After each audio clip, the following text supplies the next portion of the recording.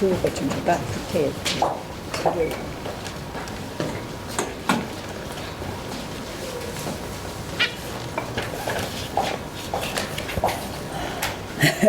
제가 그 국회 사무처로부터 자료를 요구해서 받았습니다. 여러분들 제가 아까 숫자를 좀 읽었었던 것 같은데 한번 보시면요. 이 지금 많은 그 이제 우리 국회에 오래 출입하신 언론인들은 아실 텐데 출입을 얼마 안 하신 언론인들은 국회에서 표결이라는 것이 일상화되어 있는 것이 당연한 거라고 생각하실 겁니다. 그러나 국회에는 그동안 저는 이제 2004년부터 국회에 있었는데 제가 오래간만에 돌아온 국회의 모습은 생경하기 이를 데가 없습니다. 예전에는 소위원회에서조차도 한 명의 의원이라도 그 법안에 반대를 하면 계속 심사로 그 법안을 다음 회기로 또는 다음 회의로 넘겼지 바로 표결하지 않았습니다. 근데 지금 22대 국회는 표결이 일상화되었습니다. 그래서 제가 자료를 한번 요구했습니다.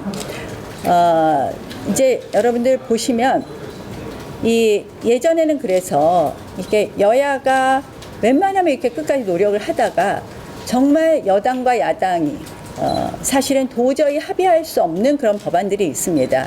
그럴 때 소위 예전에 동물국회, 물리력을 쓸 때는 일종의 강행 통과를 물리력을 통해서 합니다.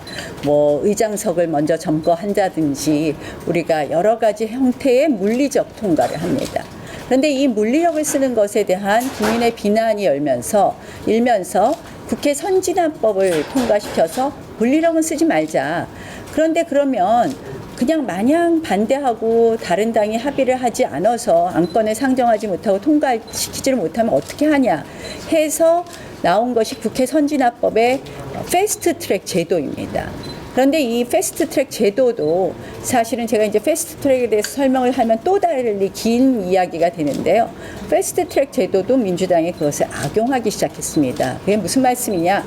상임위에서 120일, 법사위에서 90일, 본회의에 60일에 표결을 해야 된다는 규정을 120일, 90일, 60일이라는 것을 숙려기간으로 해석해야 됨에도 불구하고 상임위에 패스트트랙 안건을 올리면 바로 통과를 시키고 120일이 아니라 바로 하루 만에 뭐 이런 식의 통과를 했습니다. 저는 이것도 국회법 취지를 억지로 해석한 거라고 반대로 해석한 거라고 생각하는데요.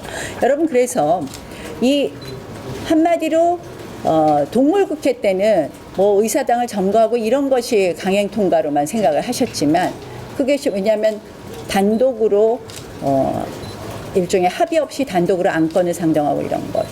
식물국회가 되면서 국회 선진화법 이후에는 단독으로 통과하는 것은 모두 강행 통과입니다. 그런데 뭐 어느 언론인도 이걸 강행 통과라는 말을 이제는 안 쓰시더라고요. 자, 표결 처리한 건수를 한번 제가 조사를 해봤습니다. 여기 제가 이제 자료를 받았는데요. 19대 때는 4년 동안 표결 처리한 것이 단 10건입니다. 20대는 7건입니다. 21대가 되면서 민주당이 이제 슬슬 본인들 마음대로 통과했습니다. 그래서 21대는 64건입니다. 4년 동안. 22대는 단 8개월 만에 113건을 강행 통과했습니다. 한마디로 표결 처리했습니다. 저는 이거는 제가 정말 의회주의자로서 의회의 가장 중요한 이 합의제라는 것을 완전히 붕괴시키는 것이다. 제가 엊그저께 헌법재판소 가서 정청래 의원이 어느 헌법국회법에도 합의라는 말은 없고 합의제라는 것은 국회 원칙이 아니다. 헌법 49조에 따라서 다수결이 헌법의 명령이라고 했습니다. 그렇죠. 의결 정족수는 다수결입니다. 2분의 1, 2분의 1. 그러나 그것은 합의를 하고 마지막에 표결 요건을 말하는 거지 다수결 만능을 이야기하는 것이 아닙니다. 헌법재판소의 판례도 잘 읽으면 무슨 얘기냐? 국회의 다수결 원리라는 것은 불가피한 경우에 다수결 원리에 따른다. 그 불가피성은 뭐냐? 소수당의 의사를 충분히 표시하고 충분한 토론이 됐는데도 불가피할 경우에는 다수결의 원리지. 무조건적인 다수결 원리를 헌법재판소에 인정하지 않고 있습니다. 그런데 제가 오늘 마은혁 헌법재판관에 대한 권한쟁의 심판 결정을 보면서 깜짝 놀란 것이 두 가지 국회의 표결에 대해서 절대적 효력을 인정해 줬습니다. 뭐냐? 마은혁 임명 선출안이 어쨌든 국회 본회의를 통과했다. 그 다음에 마은혁 임명 선출 촉구 결의안이 국회에서 통과했다. 이 두 가지를 절대적 효력을 인정했습니다. 그러나 여러분들 아시다시피 마은혁 임명 선출안도 우리 당과 아무런 합의 없이 일방적으로 올린 안건이었습니다. 일방적으로 표결했습니다. 마은혁 임명 선출 촉구 결의안도 역시 일방적으로 올리고 일방적으로 표결했습니다. 저희는 내용도 몰랐습니다.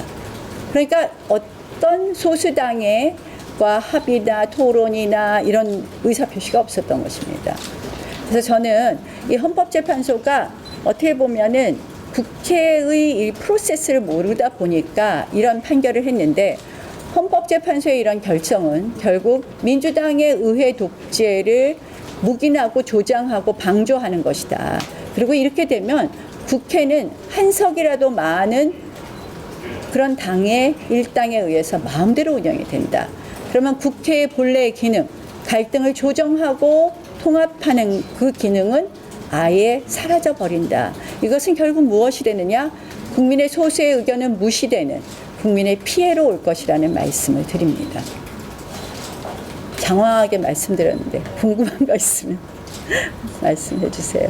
그런데 일각에서는 이 당에서 마은혁 후보자 임명 안 해도 된다라고 주장하는 게 헌재 판단을 굴복하는 것처럼 비춰진다는 의견도 나오는데, 마은혁 후보 임명을 해야 된다 안 해야 된다를 저는 말씀드린 게 아니라 오늘 헌법재판소 결정에 대한 이 결정에 대한 우려를 말씀을 드리고요.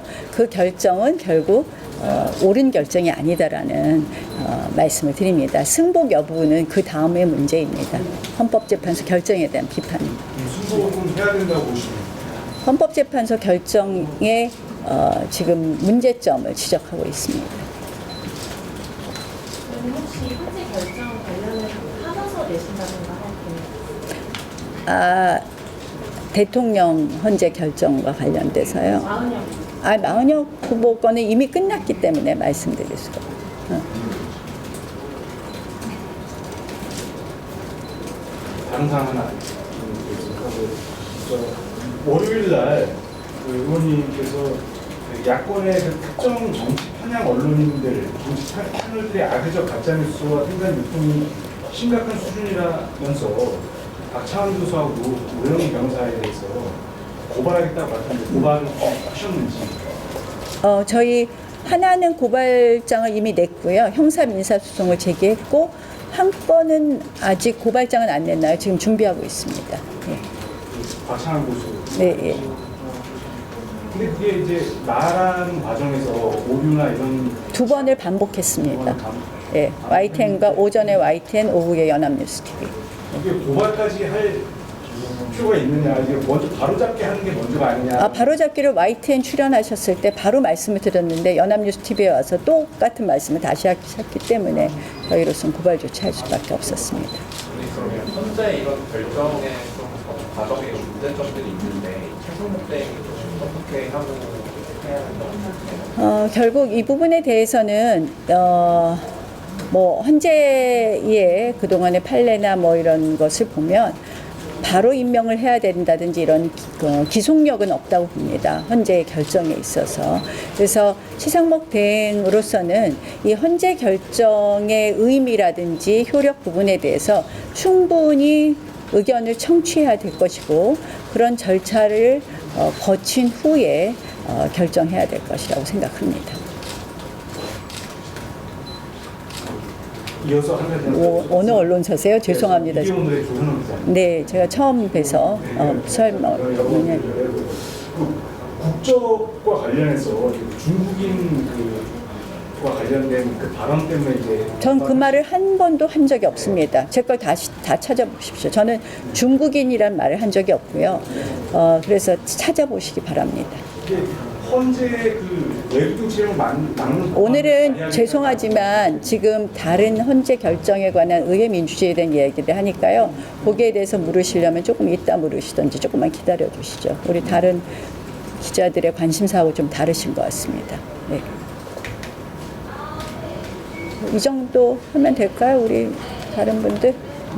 뭐 아니 우리 한번 문제를 한번 우리 사회 나는 이 부분에 대해서 굉장히 우리가 문제 의식을 공유하는 게 굉장히 중요할 것 같다는 생각이 듭니다. 그러니까 헌재가 늘 보면 국회에서 표결이 됐어. 그럼 그 표결은 절대적으로 존중해야 돼. 이렇게 생각을 하는데 그 표결이 단독 표결, 강행 표결이라면 다르게 해석하는 것이 맞다라는 것이고요.